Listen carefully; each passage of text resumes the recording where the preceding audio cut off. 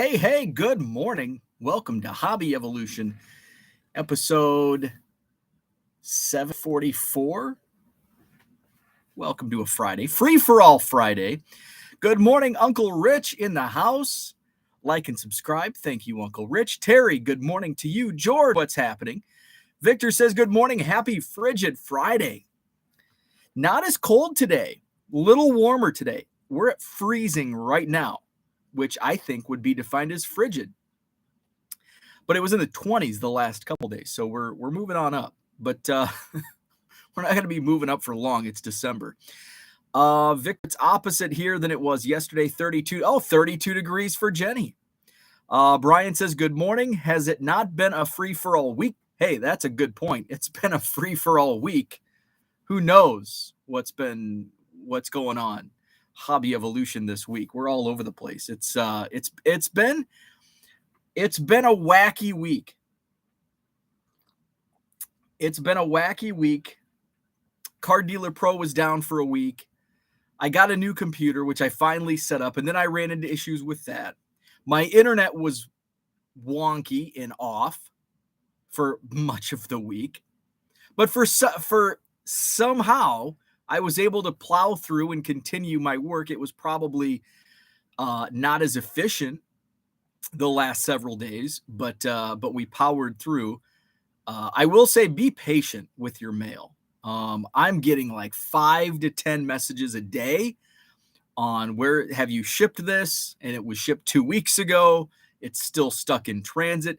Personally, some of the breaks, the Tops update breaks I was in almost a month ago, are trickling in from a month ago. Tracking's not updated. So be patient. I'm pulling, and I'm starting to get a lot of hair up here. Need a haircut. I've been saying that all week. So be patient with those mail days. Rich says high like 70 today, 50s and 60s tomorrow. Victor wants to know where Rich is at. He's in Dallas. Good morning, Mark. What's happening? Jenny says eBay sales have been wild. That is good. Mine were wild last week, but then they dropped a lot on, Saturday. Well, I think Saturday there was a big drop. Sunday was okay. And then into this week, it's been much slower, which I anticipated. After you run a 50% off sale, I figured the sales volume would drop off. Let's take a look. What are my stats are looking good, though. My stats are still looking good. I did run numbers. Oh, and we'll take a look at those numbers. I reported, my monthly. Here's where each month ranks in my eBay sales. And then Jenny asked, what about card shows? And I found it not surprised. There was only one outlier in the card shows. Everything else looked as expected because I didn't expect the two to line up for various reasons. So my sales are even. Last 30 days, my sales are even. No green or red. Traffic is up 4% in the last 30 days. Page views up 16% in the last 30 days. My sales conversion rate is way up over it's up 1.5% from the 30-day period, but it's over 9%, which is really good. Typically, it's been hovering. October was my biggest sales month of the year, so sales conversion went up in October. But prior to that, through the summer months, my sales conversion rate was between 6 and 7%. So it's up over 9%, which I'm happy with. Which, by the way, and let me explain sales conversion because it can be confusing. Sales conversion and sell-through rate are far different. So sales conversion, which I'm talking about here, is the number of sales transactions divided by the number of page views. So it really doesn't. Basically, what that number tells you is, so if this number is really low, if your sales conversion rate is, 3%, 2%, it's way down there. That means you're probably not priced right because you have good inventory. People are clicking on your listings. They're actually making a concerted effort to click on a listing and view it. That's what a view entails. However, they're not buying for some reason. What's the biggest reason for not buying? It could be many things, but most likely it's going to be price, where they're interested enough to click on your listing, but they're not enticed to actually make the purchase. So that's what sales conversion will tell you. Sell-through rate, eBay will not calculate that number for you. They may somewhere deep in the bowels of the stats, but I do my own, and I keep track of it in a spreadsheet on my own. And I take my 90-day sales number, like right on the app, just open the app. How many sales in the last 90 days? Divide that number by 90. That shows you how many sales per day. And then take that number divided by the number of active listings. My current sell-through rate's around 0.36%, somewhere in there, which is pretty good on the volume that I have, over 28,000 listings. I'd like it to be more. I'd like it to be above 0.5%, but it is what it is. Let's see. So that's a little bit of eBay talk. Mark, it's 33 in Massachusetts. Same here. 32 degrees in Wisconsin. Where are we at? Paige and Deanie Bean, good morning to you. Abraham, what's happening? Abraham made it back safely from Michigan. Welcome back. Rich has a link. This looks like a 10-day forecast. 10-day forecast for Rich in Dallas. Hey, that doesn't look too bad. You don't want to look at Madison, Wisconsin. Dan, morning from the McDonald's drive-thru. What is up? What are you ordering? Let's talk food. Rich likes food talk. So my order, when I order breakfast from McDonald's, now, I don't often order McDonald's breakfast. I love their food. Well, I don't love it. I enjoy their breakfast sandwiches and food. However, I don't like McDonald's coffee.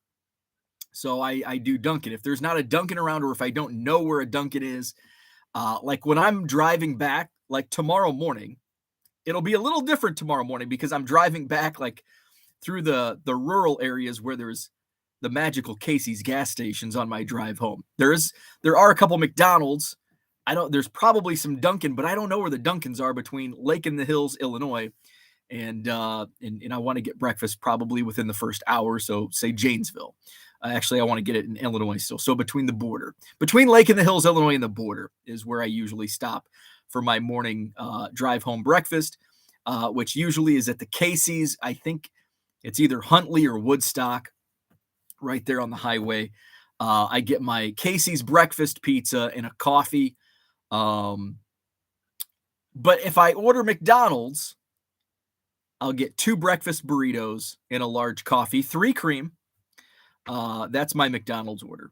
Sometimes I mix it up, but usually it's just the breakfast burritos. Although if I were to order McDonald's breakfast now, I eat breakfast burritos like every day. Like frozen breakfast burritos is like my daily breakfast at home. So I probably, since I eat breakfast burritos 5, 6, 7 days a week, I'd probably mix it up and go, I don't even know. I'd have to look at the menu. I'd be one of those guys holding up the line. It's the same menu. It's been the same breakfast menu for 20 years. And here we are. And we've been to McDonald's 7,000 times in the last 20 years with the same menu. And we're still like deciding at the frickin' window or the talk box. Is that what it's called? The talk box? Well, do I want the 2 cheeseburger meal or do I want the chicken sandwich? Oh, do I want the spicy? So it's like, that's why that is the reason I do not go to like new fast food places. Like if I don't know the menu and I'm like, ooh, that sounds good. I don't know the menu. I don't want to hold up the line. I shouldn't be like that. I should think for myself. I should just screw you guys behind me in line. I'm going to look at the menu and take my time to put in my order. I'm paying good money. I'm paying good $9 for this meal. Rich ran into a slight delay, still on pace to get out package on Monday. Ran out of top loaders, so to the LCS we go. David says TGIF, 35 degrees. I received my order yesterday. Awesome. That is good news. That is great to hear because many of my orders are stuck in transit. If it was sent standard envelope, I don't even think they're scanning those anymore. There's probably just so much going through that they're just not even scanning those. None of my standard envelope breaks. So let's see. Let's go to my eBay order because I've ordered, let's see, in the last month, I've probably done 5 standard envelope orders, and I don't think any of them, they're tracking updated. Let's see. So I ordered a card 3 days ago. Let's see. Oh, it was actually sent bubble mailer. It was only a $10 card. I would have expected that to come standard envelope. So that's actually, well, they charged $5.30. So, but you know what? That's a whole nother argument. We'll save that for another day. I would be okay because I was okay spending $15 on this card, even though a portion of $5.30 was attributed to shipping. I don't give a shit. I'm paying what I paid, $9.99 plus $5.30. That's what, $15.29. I was okay spending $15.29 for a purple refractor auto Yazan Santana. I don't give a shit how much the seller spends on postage. If he spends 57 cents on standard envelopes or $4 on a bubble mailer, I don't really care. I was okay spending $15.30 on this card to get to me in the condition stated in the listing. Now, if it gets chewed up and mauled by a machine in a PWE, which, by the way, rarely ever happens, I would reach out and I'm like, hey, man, this is damaged. But if it gets to me okay, I don't give a damn. Is it right to charge somebody $5 shipping and send them 57-cent stamped envelope? No, I would never do that. I would hope most people would not do that. But in this instance, I don't give a damn. I'm paying $15. I don't care what the shipping cost is. I'm an all-in guy. And I was comfortable paying $15 all in. Whether that came standard, he could have put $15, buy it now, free shipping, standard envelope. Don't care. Just give me the card. Here's my $15. Give me my card. So that was actually sent bubble mailer. Let's see. That was sent bubble mailer because it was a thick relic. Let's see. This one, was this sent standard envelope? Let's see. It says delivered. This was actually sent standard envelope. And everything was, I think it only came from Green Bay. Tracking number provided November. This was a fast one. So this was my Christian Hernandez Pro Set auto. It was, tracking number was provided November 21st. It was in transit from Green Bay, Wisconsin, November 22nd. And it was out for delivery on November 23rd. And that's when I received it. Let's see. This Ethan Roberts, Allen and Ginter silver foil. This was sent standard envelope. Tracking number provided November 16th in Las Vegas, and it was delivered to me on November 19th. So that was a good one. Okay, so here I am talking about how slow the mail is and all of my packages are arriving. Okay, so here now we're getting into the breaks. Tracking number provided on November 25th. I don't even know if I've received this, but I'm being patient. I assume it'll show up at some point. This is a Topps update break. So November 25th, tracking number was provided. No further updates. This was another Topps update, Ethan Roberts player break. Sent standard envelope. November 18th, tracking number provided. It was delivered November 28th. So that one took 10 days. Let's see. Let's go to some of the early ones. Let's see. The first one that would have been sent. This one probably. It was marked delivered. This was sent standard envelope. So this one, tracking was provided November 9th. And I don't know. This could just be wonky tracking. Tracking was provided November 9th. It was in Origin Processing, Rochester, New York, November 16th, and then delivered to me November 19th. So they either sat on it for a week or it just sat at the Origin Processing Center for a week. Let's do one more. Let's see. We want to find another standard envelope. Let's see. I've ordered a lot more. Oh, here's one that hasn't updated. I've ordered a lot more cards recently than I have. So here's one. November 11th. Tracking number provided November 11th. Destination processing November 14th. Reno, Nevada. And that's the last update. Some of these I have received. I have to go back and actually look to see which ones I haven't. I think I'm only missing like maybe one package, one of the breaks. Moving on. So thank you, David, for the update. There is a lot of delays with the mail right now. Victor will take the big breakfast DR. So let's talk breakfast sandwiches. So I lived in Macomb, Illinois, go Leathernecks, for 12 years, 2003 to 2014. That's 11 years. So in my younger days, in my college days, there was two Hardee's restaurants in Macomb. But there was one on East and West Jackson, which Jackson was the main route in Macomb. So there was a Hardee's West, which was by campus. And it was actually one of the houses I lived in on Sherman Avenue. It was only like a block or two away. 2 blocks away. So Hardee's in Macomb had what was called the Herald. Now, you can Google Hardee's Herald and several articles will come up. And each origin story of the Hardee's Herald differs. So basically what the Herald was, Hardee's was the only back in this is going back to like the 80s into the 90s, into my era of the early 2000s. Hardee's was the only 24-hour restaurant in Macomb, Illinois. And I'm sure there were others. There actually Cookie's Diner on the Square was open 24 hours for a few years during my running around Macomb, Illinois. So I'm sure there were other 24-hour restaurants throughout those 3 decades. But for the most part, Hardee's was the 24-hour. Oh, McDonald's went 24 hours like sometime in my 20s. And that was like, that was like the excitement you get when you're a poor 25-year-old. Back to Hardee's. They had what was called the Herald. The Herald was bars closed at 2 a.m. So at 2:30 a.m., there was a rush at Hardee's.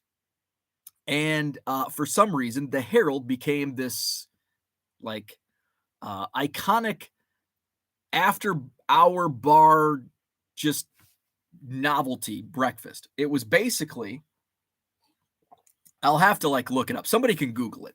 I think it was a layer of hash browns, eggs, sausage. It was basically like every breakfast item put onto a platter. And it was like just mixed up. So if you didn't like food touching, you would hate the Herald. The story goes, and there's a couple different origin stories, that it's an old farmer named Harold who came in every morning at like 4 a.m. and he wanted hash browns, eggs, sausage, all in one to-go container, like those styrofoam containers that they probably don't have anymore because it's going to ruin the earth or something. And apparently how the story goes is Harold came in one morning, ordered his, and the employees at the time in like 1981 or whenever this was, they called it the Herald. And so he would come in, they're like, "Oh, Harold!" And they knew what he wanted because he was an old farmer, and they get the same thing every day. Harold! And so they make him a Herald, and a drunk college student sees this. And, you get those drunk, hungry eyes, and you're like, oh, my God, that's God's gift to breakfast. And all of a sudden, news spreads of this iconic breakfast concoction at Hardee's named after this old farmer named Harold, and the Herald was born. And it became legendary on the campus of Western Illinois University, the Herald from Hardee's, and it lasted decades. Unfortunately, like things change and we lose sight. And actually, I think that Hardee's is closed now. So college kids today have no idea. You say Herald, they're like, nah, that's my grandpa's name. They have no idea what the Herald is. And it was so iconic for decades, the Herald from Hardee's.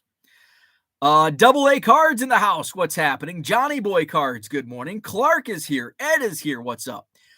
Jenny says, I posted like 300 auctions, 99 cents starting bid, 50 cents to ship. If it gets one bid, I don't lose because they were listed at 150 and didn't sell. There you go. I like it. Good strategy. Herman in the house. Good morning. Herman, Scotty Dubs is here. Paige and Deanie Bean. I bought my first tag graded card just because. Very cool. You know, I'm not a grading guy. So it does, like, I'm not into, like, it doesn't, HGA, yeah, the labels are cool, but I have no interest. I actually think, and I think it's because I'm a traditionalist. And the only cards I really grade are pre-war. So a pre-war card in a HGA slab would look goofy, in my opinion. So I'm the gimmicky slab companies. I'm not into. Not that tag's gimmicky, but it's one of the new up and coming, possibly grading companies. So I just I'm not interested. I'm not even interested in subbing modern cards to SGC, and I'm a big SGC wonk, but I did. So I pulled in a Bowman Chrome Cubs break. I pulled a Christian Hernandez True Red Chrome non-auto, or not Christian, Alexis Hernandez. First Bowman Chrome Red Alexis Hernandez, numbered out of 5. And then a couple of BJ Murray color autos. One's blue, and I think the other one gold, maybe? Blue and, yeah, it must have been gold. So Tom from Real Breaks, he's like, hey, I'm doing a sub to SGC. They're $9. Do you want me to send any of these? And I'm like, oh, yeah, send the colors. So, and I did receive my package. I also pulled, it's a case hit. Bowman Ascensions apparently was a case hit. They don't have much value for being a case hit, though. It's like a $10 card. Reggie Preciado, and then a Parker Chavers auto, and then, of course, the base and inserts. So I got those. I'm still waiting. The ones I'm really waiting on, so this was from the Wisconsin section of Real Breaks.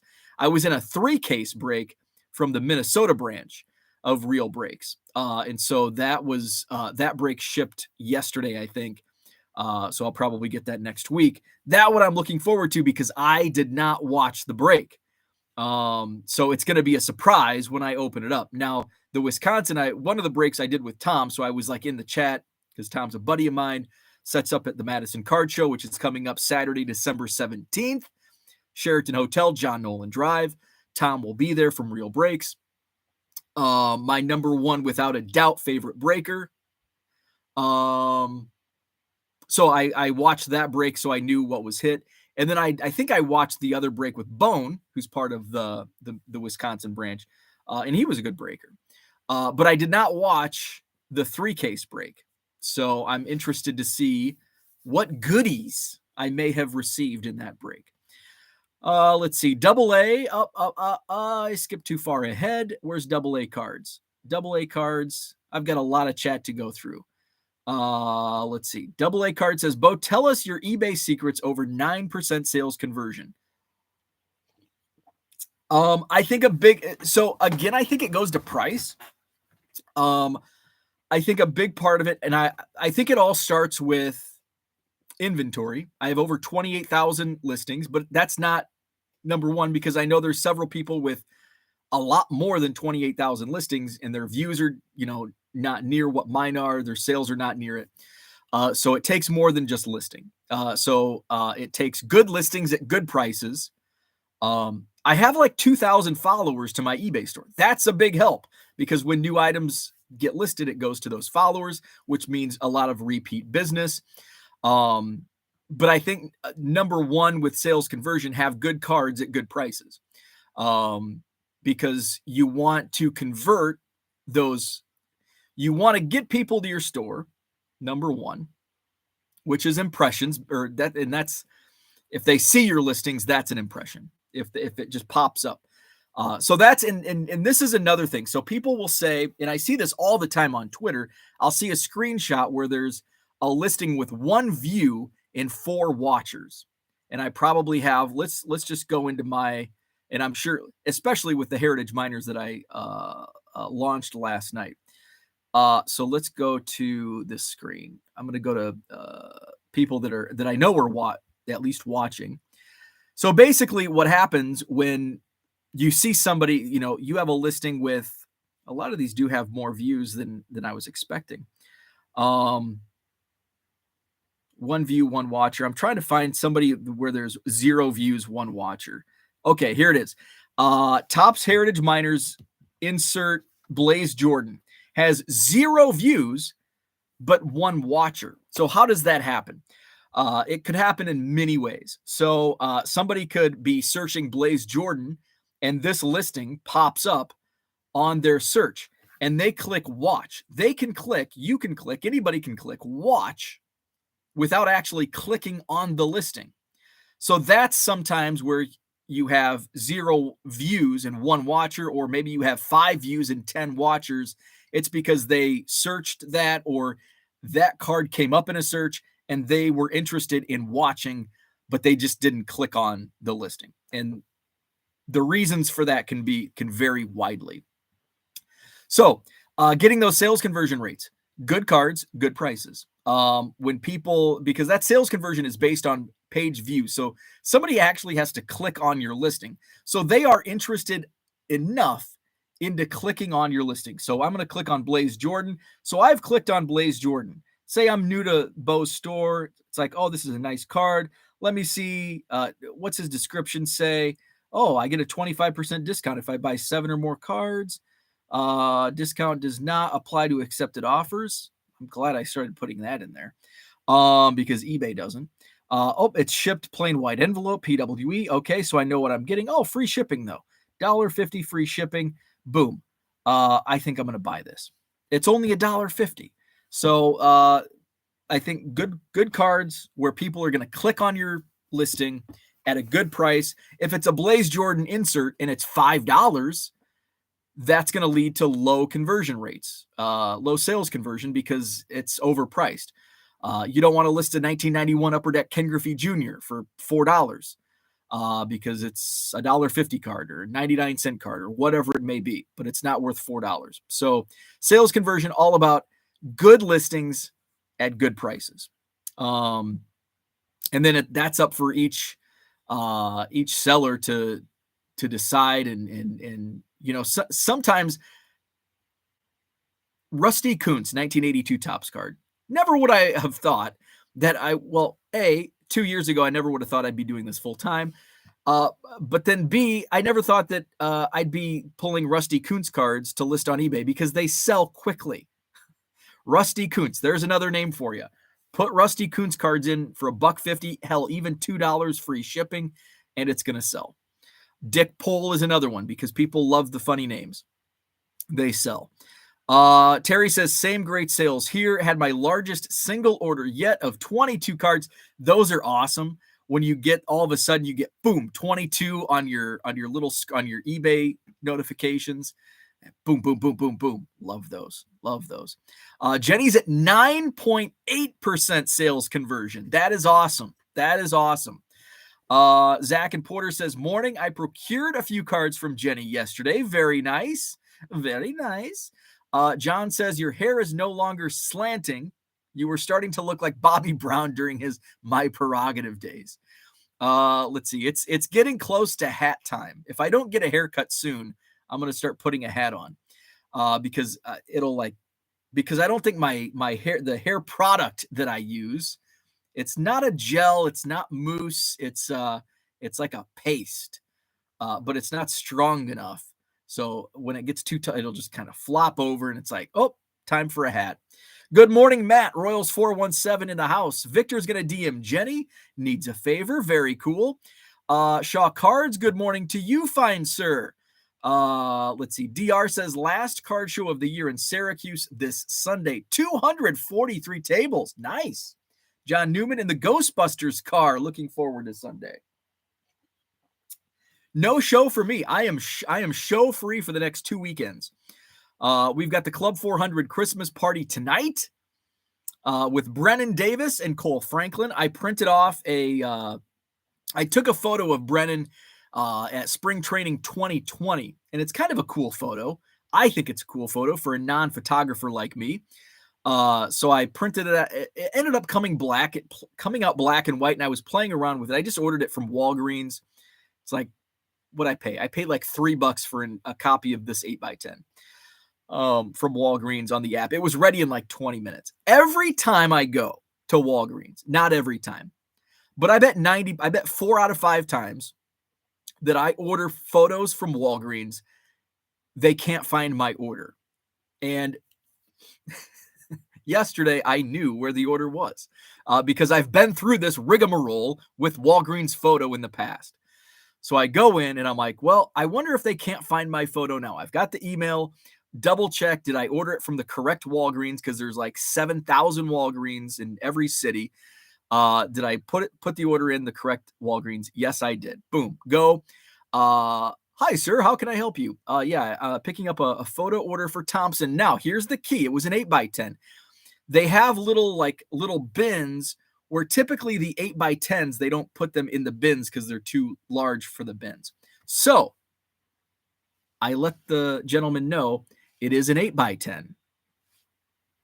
Wanted to let him know that an 8x10 probably not going to fit in the bin. Where does he look? He looks in the bin under T. And guess what? Between the S and the T bins, there was an 8x10. So he comes back. He's like, oh, I don't see. Are you sure you ordered it from here? And I said, this is Junction Road, correct? Yes. Well, let me look. Nope, it's not in here. I go, well, what's that envelope on top of the S and T? Oh, here it is. Come on. Come on. So I got my 8x10. So I'm going to have Brennan Davis sign the 8x10. I was going to have him sign a Heritage Miners, but I have a ton of Brennan Davis signed cards. Even though the Heritage Miners card would look cool signed, it's like, I actually took this photo. It's not like I printed it off Google. This is a photo I took. So I thought, this is a cool photo. But I didn't know. I'm like a black and white photo guy. Like, I love black and white photos. So I thought I printed this photo in color. And my concern was it's pretty bright because it's Arizona in the spring. It's sunny. There's shadows. There's greens. There's blues. There's reds. It's like, what am I going to have him sign? Let me look to see what it would look like in black and white. So I went to my filter, my photo filter, black and white. It looks kind of cool. I don't know. I think I'm just going to stick with the color order and have it signed in like black Sharpie. So I went to the Walgreens app, printed it, picked it up, got it, went to my car, opened it up, looked at it. It's in black and white. But then I got to thinking, this will look really cool in like, do I have any? I have some Sharpies, maybe like a blue paint pen. So I'm gonna, when I get to Lake in the Hills tonight, Crystal Lake, with my buddy, he's a big auto guy. He knows like the right pens and markers to use. I'll be like, let's stop at Walmart, look at cards, and get a Sharpie. I think it'll look cool in like blue on a black and white photo. And then I'll probably hang it in my office at the new house. So I'm looking forward to that. So Brennan Davis is going to be there. Cole Franklin's going to be there. Probably. I looked for photos I took of Cole at spring training. The only one I found, it was a crappy photo because I'm a crappy photographer. So I'll get a card. I'll just pick out a card I can find. I've got a baseball signed by Cole. I've got several cards, but what's another one? So that's tonight. Looking forward to that. Next weekend is the Couch People Christmas party already. So it'll be here on this YouTube channel. We'll be on StreamYard. Everyone listening and watching this video right now or later in replay is invited to attend. We'll have the StreamYard link. You can join. I'm going to be ripping. I ordered more Topps Heritage Miners. I ordered 2 more cases. So I'll have some Topps Heritage Miners from this year to open. I've got some from last year still. I've got Bowman Mega Boxes coming out of my ears. I've got a Bowman Chrome Hobby Box from last year. I've got Bowman U Blasters. I've still got 3 jumbo boxes of Topps Pro Debut. I've got blasters of Overtime Elite. I've got blasters of Bowman U Basketball. I've got Topps Update 2020 Hobby Boxes. I've got NBA Hoops Mega Boxes. I've got a Donruss Mega Box. I've got Football Illusions Mega Box. I've got some Football Playbook. We're going to be ripping and ripping. So that's next Saturday from 4 p.m. to about 6 p.m. Or 4 p.m. to about 9 p.m. Central. Saturday, December 10th, Couch People Christmas Party. Then we go to the Madison Card Show on Saturday, December 17th. Sheraton Hotel, John Nolan Drive, 125 tables. Some of the vendors we're already booking up for Saturday, December 17th. I've got my buddy Sean coming in from Kansas City. So he will be at the December 17th Madison Card Show. I went through and I was looking at all my numbers. Oh, we still got to talk about that. The Zone coming in all the way from Fargo, North Dakota. The Zone from Fargo. They're going to be set up at the December 17th Madison Card Show. Let's see. Not a lot of first-time dealers, though, so far. Let's see. Tommy will be back. Tommy's got some great stuff. Let's see. Christian will be back for his second show. Let's see. Carl will be there. Let's see. So right now, I don't think I have any first-time dealers. Now, like Ryan from the Zone, he's set up at one show in the past. Sean's actually come in from Kansas City several times. Let's see. So no first-time dealers yet, though. I did have somebody reached out last night that would have been a first-time dealer. So once the ad hasn't started running, which I'll probably throw up. I'll probably toss up the ad for December here in the next couple days. So that usually drives in some first-time dealers. Let's see where are we at. Let's see. Zach is talking to Jenny, New Franks, and an Anthony Munoz card. Let's see. Good morning, Cooter. Rain and 47 with a high of 67. I'm jealous of that. Terry's going with the McDonald's sausage biscuit meal with a large caramel iced coffee. Terry's an iced coffee guy. Let's see. John is going to the Philly show today. It'll be awesome. Very nice. Dan is a sausage McGriddle and hash brown, 2 for $3.50. It's the bargain box breakfast. Very nice. Zach is doing yoga and drinking black coffee. Let's see. Dan's second cup of coffee comes at work at the food pantry when I arrive. Rich, yeah, but I order the same thing almost every time for breakfast at Mickey D's. Oatmeal and large coffee, 3 cream and 3 sugar. Mark says, haven't been to a McDonald's in 15 years. Used to bring the kids. Rich says, get out of the car and walk inside. That's a novel idea. That is a novel idea. Boston Smoke, good morning. Zach and Porter says, what is Bob Golick, Mike's older brother? Rich, he's about that time saving, though. That would add time. Actually, have you seen those drive-through? That actually might save me time walking in. Language is getting a little loose around here. Bo's reminiscing of his childhood bad boy ways is increasing the latrine lip, right? Let's see. Jenny, I know I have the same issue with my mother-in-law at the drive-in, and in her case, it's harder for her to get in and out of cars. Potty Mouth Friday. It's a free-for-all. That is free-for-all Friday.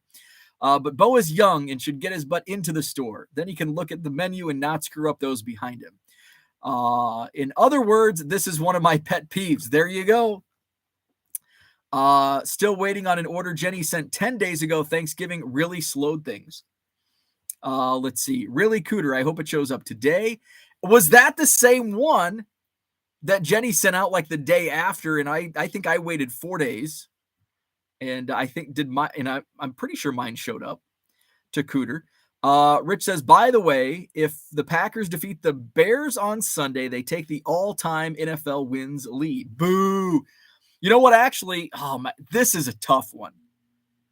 Packers and Bears on Sunday. Who do I root for? The Bears losing for a high draft pick, but I can't root. I mean, the Bears have to win. The Bears have to beat the Packers, regardless of draft pick. That's like that's where I draw the line. The Bears can lose every other game, but they have to beat the Packers. I draw the line at Green Bay. Michael's in the house. What's up, Michael? Jenny says Vikings could clinch division this weekend in a couple different scenarios. Victor, the rookie card specialist, good morning to you. Cooter is not worried about it. Some days I get stuff really quick from Minnesota. Other times it may take 2 weeks. Mark Marinello in the house. Good morning. Jenny says we are all just talking food. Haven't gotten how to scale up your baseball card store yet. Poor 54-year-old ain't too thrilling. No rush, no excitement. Jenny says someone can Google it. We aren't Google here. Brian Wolf, good morning. John says whomever invented the breakfast burger is owed a handshake by me. The breakfast burger. I don't know if I've ever had a breakfast burger. Unless you're talking about like the sausage biscuit, sausage, egg and cheese biscuit or whatever. Those are amazing. Red Light 34 got some new 5,000 count boxes for $20 a box. Holy hell. Unbelievable. Oh, wait. Are they full? I thought empty. Because some people do charge $20 for an empty 5-row box. John loves $20 monster boxes. Hell yeah. If it's full, heck yeah. Let's see. There it is. Rich found the link, the takeout. Meet the Herald. Yes. A secret Hardee's menu item from the heart of Illinois. There it is. The Herald. Love it. This was, let's see. This one I think attributes it to Quincy, Illinois. And the Herald, it's like, some say it's Macomb started it. Some say Quincy started it. But I do know the Herald was offered at both Quincy and Hardee's locations. So the flips look dodgy on tag, like they aren't readable from certain angles. Is that true? Let's see. Where we at? Let's see. I skipped way ahead. I'm way behind on the chat, by the way. Free for all Friday. Oh, there we are. So John talking about tag. Rich says, I know where my friend John can get $20 monster boxes with cards in them. Let's see. I took care of the Google for you on that Hardee's sandwich. After all, this is a Food Chat Friday. Food Chat Friday. Maybe that's what we should need it. Maybe next week it'll be a Food Chat Friday. Rich says, hearing John Nolan drive is the last sentence before I get ready for my day is a perfect way to see you all later. Have a great day. Jenny says, Rich, it's a perfect morning that you were able to make it. Agreed. Let's see. Mark says, how about some props for the feature on Zach and Porter in the last issue of SCD? Heck yeah, that was a very, very cool article. Let's see. Andrew does not have it in hand yet. Let's see. Zach is out. Catch you later. Let's see. Harlan in the house. What is up, Harlan? Good morning to you. Mike is here, baseball collector. Good morning. John says Walgreens doesn't require a rocket surgeon degree in order to be hired. Let's see. Jenny, yes, I agree. I did watch Mike's video. I watched it yesterday on his evolution in collecting. Very cool video. Let's see. Love hearing you talk about putting cards in binders. One of my favorite activities in the hobby. That is fun, and it's something that I've kind of lost out on. Is actually hobbying. Like here's what's, and I found this, sometimes the hobby gets away from you and it becomes like work, or in my case, it is work. But there was one instance at a card show within the last couple months where I dug through the dollar box and I found 40 cards to flip and 10 Cubs cards. So basically, before I went full-time into the hobby, I would go to card shows. I would dig through bargain boxes. And basically, I would treat like, okay, if I can make this money on the flip on these cards, these Cubs cards are basically free to my collection. Mike Summers' self-sustaining hobby. So that was my goal for hobby boxes when I was, just doing this as a side hustle. And there was a lot of fun in that for me. And I'd come home and I'd, look at my cards and I'd play with my cards and I'd hobby with my cards. But now it's just like, and I still buy Cubs. Every card show I go to, almost every card show I go to, I'll buy, whether it's a $2 card or a out of the 25-cent box, a couple Cubs cards, or if it's a T206 or a Ramley or whatever vintage card it might be. But I come home and I put it in a box. But one day I came home and I went through and it's like, you know what? It would be fun to just sit down and log these in, kind of like what Zach and Porter do. They go to a card show, dig through a bargain box. They come home and they cross-reference trading card database. And I talk about this all the time. I need to make time. I have the time. Sometimes when I get home from a card show, it's like, I just need to unwind. But I need to find a time and make some time to like actually hobby. And once I realized I needed to do that, I wiped out my trading card database because I had listed, when I went to Arizona to spring training, basically what I would do is, like, my full-time job was for 9 hours a day, I would watch baseball, which was flipping awesome. If you do it a week at a time, if you do it every day, it becomes work and a job. But if you do it, you just leave for a week and watch baseball 9 hours a day for a week and then go back to your grind. It's a lot of fun. So I was watching baseball 9 hours a day. I'd get up super early. I'd go out to the backfields, watch minor league practice, 8:30 in the morning. Then I'd go tailgate before the big league game, go to the game, have a couple beers after the game, back to the hotel, unwind. It's like 5 p.m., 6 p.m. So it's like, what am I going to do with this time? I can't go to sleep now.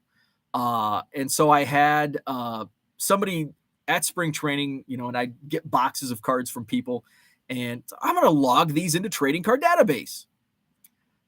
But of course, I load them up into my suitcase. I bring them home, and then they get put away, and I don't label them. And that's my biggest organizational faux pas. I don't I log them in trading card database, but then I don't label and set them aside. So that's like my next goal. However, we close on the new house at the end of this month. I'm going to be in a like mass disarray. Like everything besides my eBay inventory is going to be in like this fluid motion for 6 months. I guess if I do log boxes though, like my Ethan Roberts, so I wiped everything on trading card database because I want to start logging my Cubs collection, or at least like my player collections within my Cubs collection. So I started with Ethan Roberts. He only has like 39 unique cards. Actually, that's gone up because he's on the Topps holiday checklist. Which is probably only 2 more cards. So I've been logging all of my Ethan Roberts cards in. And so I have the box. It's all of my Ethan Roberts card goes in a box. So we'll start from there. So instead of like when I get a mail day, oh, here's my Ethan Roberts cards, I'll put them in this box. Oh, this box has room. And then they're just, so trying to get them organized as they come in, which I should have started 5 years ago when I had a measly 60,000 Cubs cards. And now as I approach 900,000, it's going to be a lot more difficult to get these organized and sorted. So that's my goal is to, but it's not something that's top of the list, especially with how much moving around my Cubs collection and other boxes, non-inventory cards are going to be over the next 6 to 7 months. Let's see. John says, wow, great Friday night. Going to Walmart with your pals to look at Sharpie's Edge Living for sure. Well, that's not the Christmas party is tonight. So that's the appetizer. The appetizer is going to Walmart to look at Sharpies. And then we go hang out at Club 400 for the Christmas party tonight. So it'll be fun. Jenny says Twins posted up Twins Fest info overnight. They're down to 1 day of autographs. It used to be 3. They are starting to make fans mad by the comments I saw. Cubs convention, Ethan Roberts. I reached out to Ethan like a while back, and I'm like, hey man, do you know if you're going to be at Cubs convention? because it's kind of like usually all of the 40-man roster, unless they have weddings, all that stuff, travel concerns, will be there.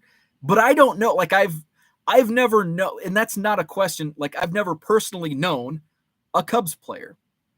So, and that's not a question that like I would ask. Like if I have, I guess Patrick Wisdom I've met several times, Frank Schwindel several times, but it's not something like, hey man, how does the Cubs convention work? Do they reach out to you? Blah, blah, blah. So it's not really something top of mind that I would ask a player. But with Ethan, we're like messaging back and forth every day. It's like, hey, by the way, are you coming to Cubs convention?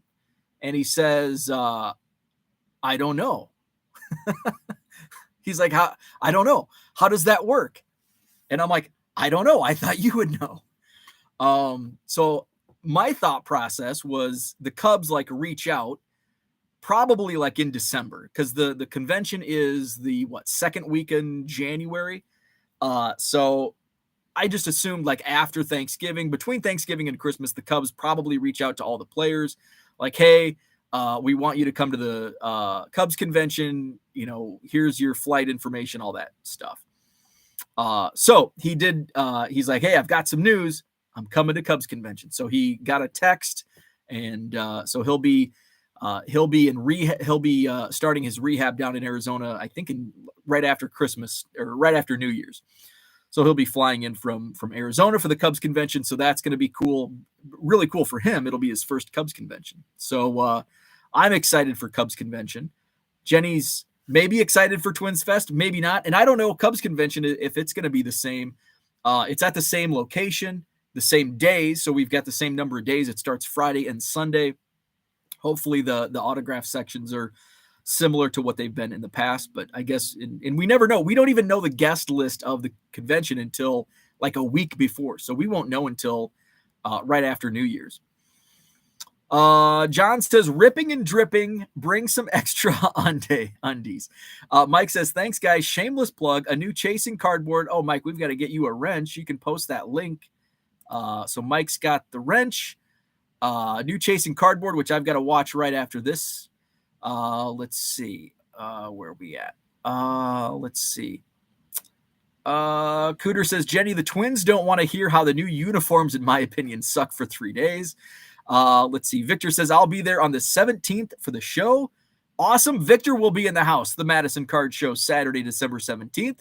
Sheraton Hotel, John Nolan Drive. John says, my in is sticking. Goes great with already innate inability to type. Jenny says, thanks for the reminder on chasing cardboard. I will check that out. Brian says, purple or silver paint pen, speaking as a photographer for black and white. Brian, thank you.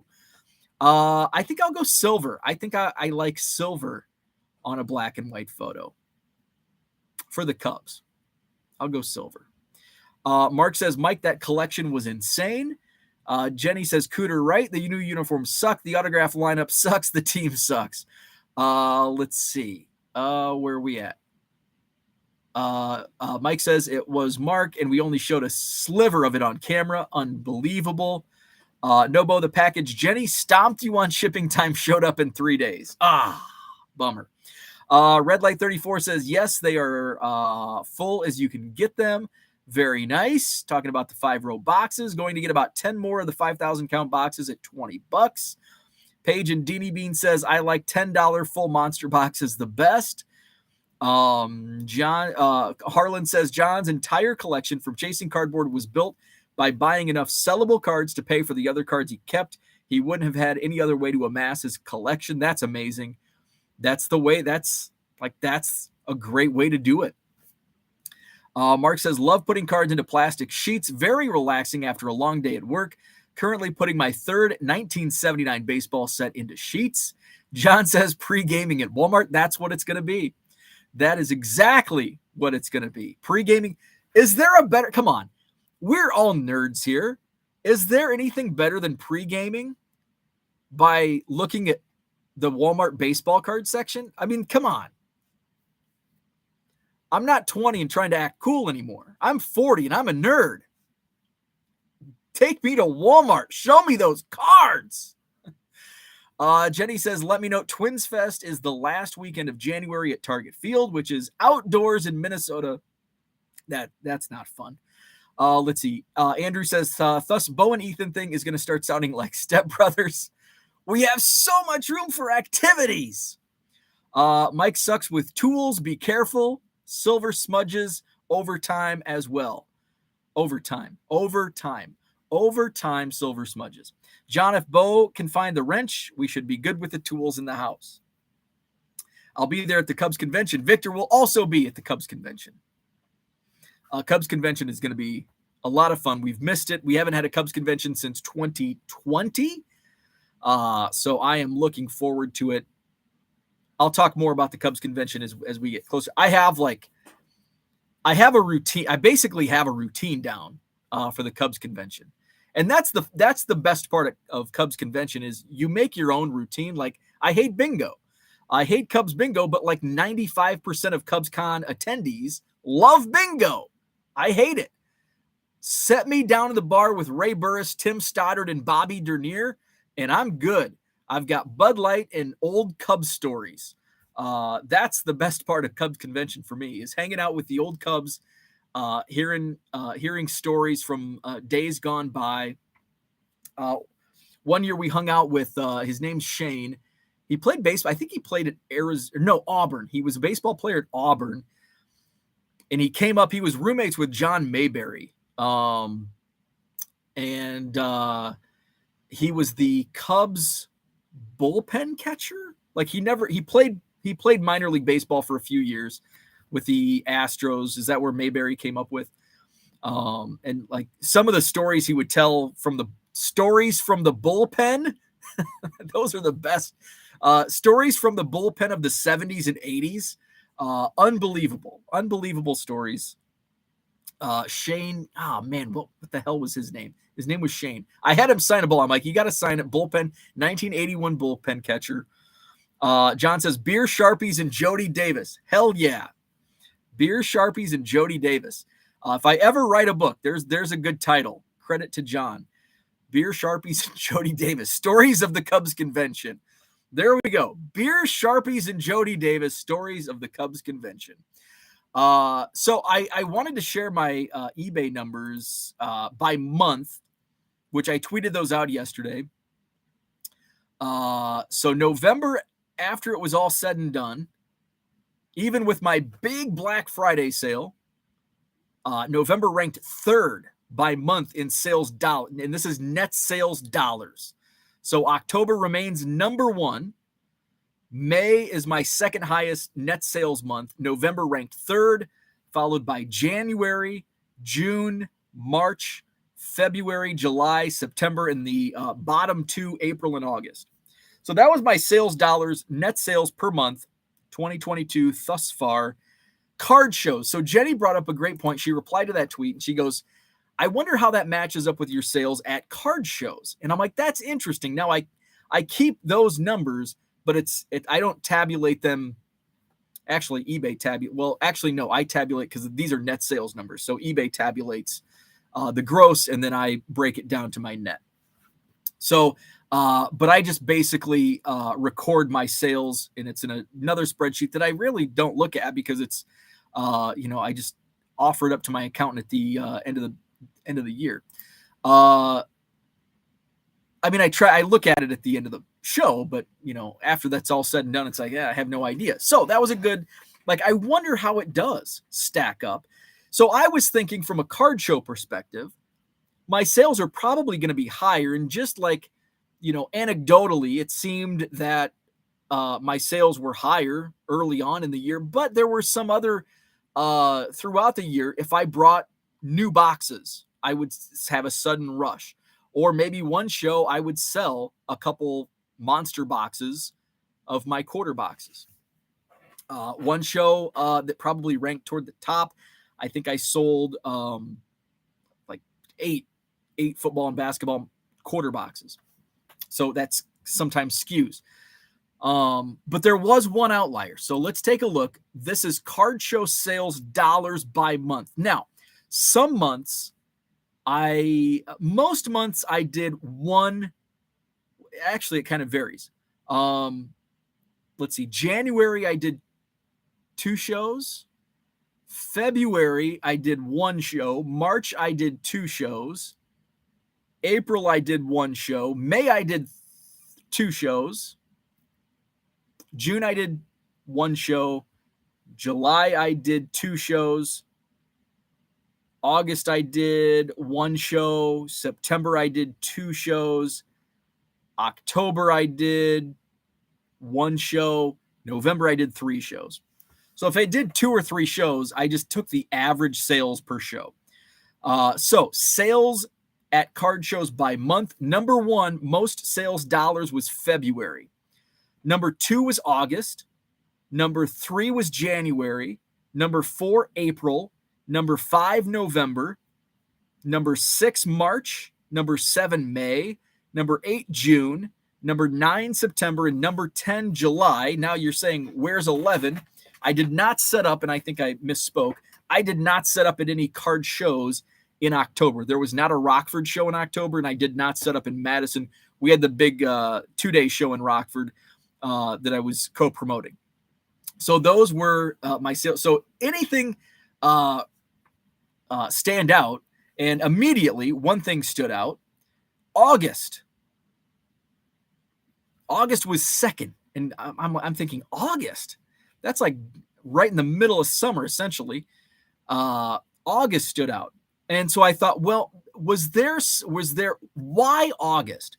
And I thought when I saw August ranked number 2 in card show sales, I'm thinking I must have sold a bunch of monster boxes. And I'm like, no, I didn't. So I went through and I basically like kind of notate what I sell, whether it's quarter cards, card savers, penny sleeves, full boxes, fill a box, etc. And it was kind of a mix. I sold some card savers. I sold a ton of quarter cards, but no, like I didn't sell a $100 monster box or anything like that. So that was an outlier. That August show was really busy in Rockford.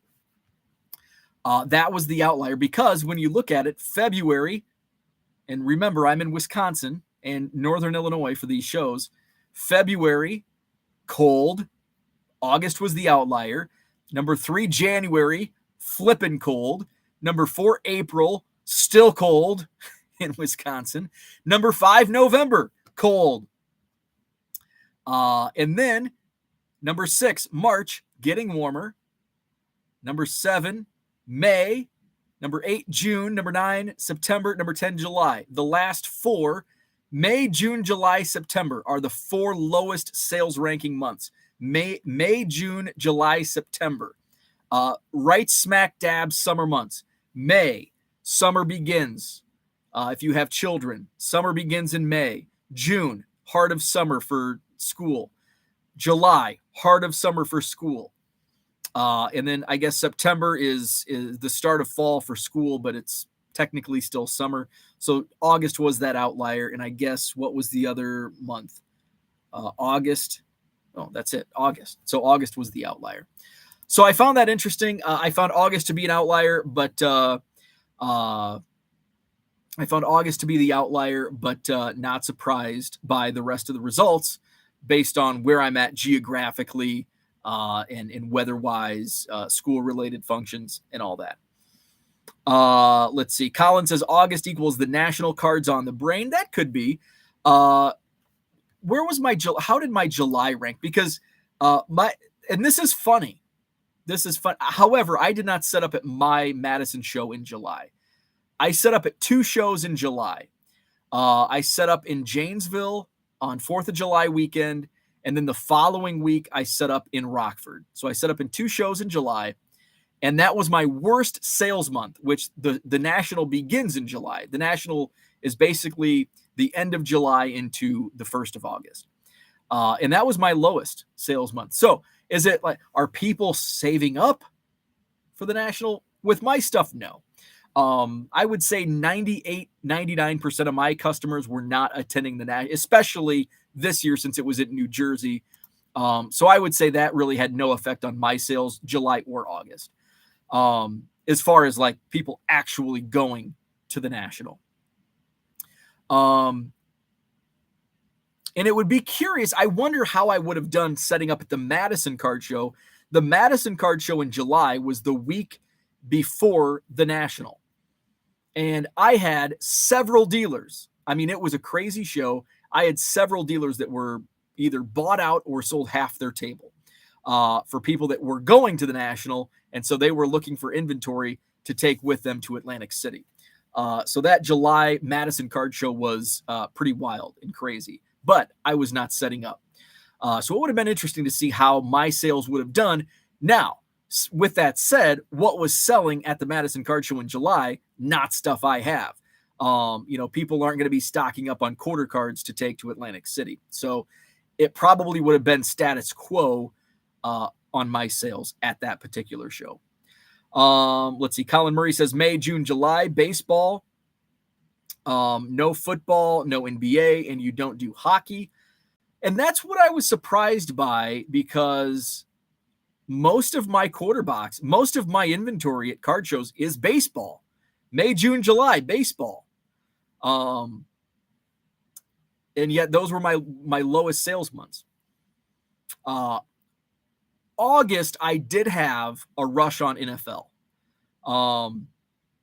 August was I had at my quarter boxes. I do remember a lot of people were at my football box in August. And I'm like, man, football hasn't even started yet. September's going to be en fuego. And September sucked for my sales. And nobody was looking at football in September. And September was, I did 2 shows in September. I did Labor Day, which is like the opening or the second week of NFL. And then the following week in Rockford. And just no movement on football in September. But August, a lot of those sales in August were people looking through the NFL. My baseball boxes get action all through the year. And maybe that's just because that's my specialty and that's where a bulk of my inventory is. I don't know. Colin says, those are my lowest sales months as well. Brian says, make sure they say quick dry. That is a good point, because I'll be like, it's not like that's the thing that annoys me about signings, especially on like photos where you don't want smudging. Usually when you're at a signing, you're like, it's not somewhere where you can just like get it signed and like set it down and let it dry. You're like moving around. You're in a place with a lot of people. So great point. So that's what I had for a free-for-all Friday. Thanks for tuning in. I will not be live tomorrow. I'll be recovering from tonight's Christmas party, Club 400 Christmas party tonight with Brennan Davis and Cole Franklin. So I'll recap it on Sunday morning. So this time tomorrow, I'll probably be at Casey's picking up some breakfast pizza. So no show tomorrow morning. I'll go live some point Sunday morning, probably between 8 and 9 a.m. Sunday. And then back at it, normal schedule Monday through Friday. Couch People Christmas party is a week from tomorrow, Saturday, December 10th. You're all invited. It'll be here on YouTube through StreamYard. The StreamYard link will be open. And you can come on and just chat. You can come on and open boxes, open packs, whatever you want to do. Just come out, hang out, watch, talk, whatever. That's next Saturday, December 10th, Couch People Christmas Party. We'll start it around 4 p.m. Central, wrap it up around 9 p.m. Victor's a big Cole Franklin fan. Have fun. Will do. So with that, have a great Friday. Hit the like button if you haven't already. Subscribe to the channel, and we'll talk to you Sunday.